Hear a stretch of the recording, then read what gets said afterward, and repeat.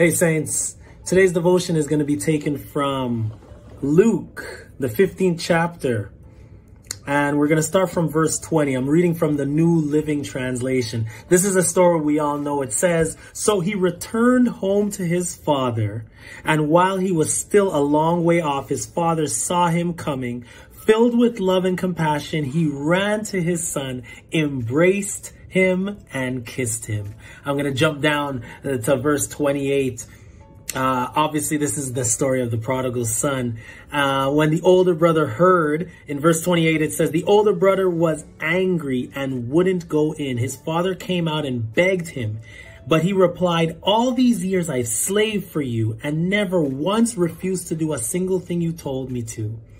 And in all that time, you never gave me even one young goat for a feast with my friends. Yet when this son of yours comes back after squandering your money on prostitutes, you celebrate by killing the fatted calf.' His father said to him, 'Look, dear son, you have always stayed by me, and everything I have is yours.'"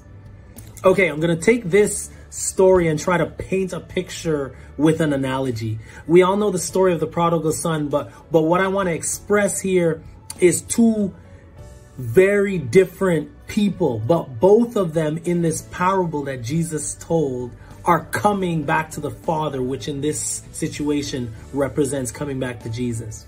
So the analogy is this, and I'm going to be all the way real.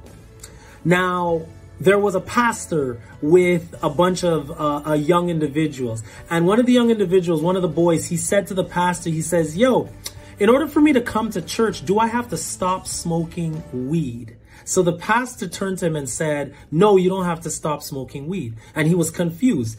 So he looked to the other boy, and the other boy turned and said, so what you're saying is, just so that we're clear, if I want to come to church, do I have to stop smoking marijuana? So he said marijuana so that there wouldn't be no confusion. He's like, maybe the pastor didn't understand what he first said. And the pastor said, "No, you don't. You don't have to stop to come to church."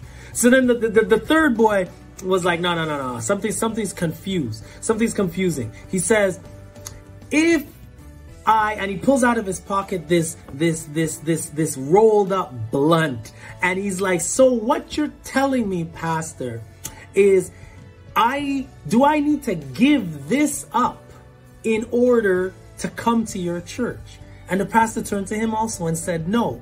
Then the pastor turned to all three boys and he said it like this. He says, "When do you have to get clean first before you take a shower?" And the boys were confused and they're like, "No, you go in the shower to get cleaned." Pastor told them it's the same thing with Jesus.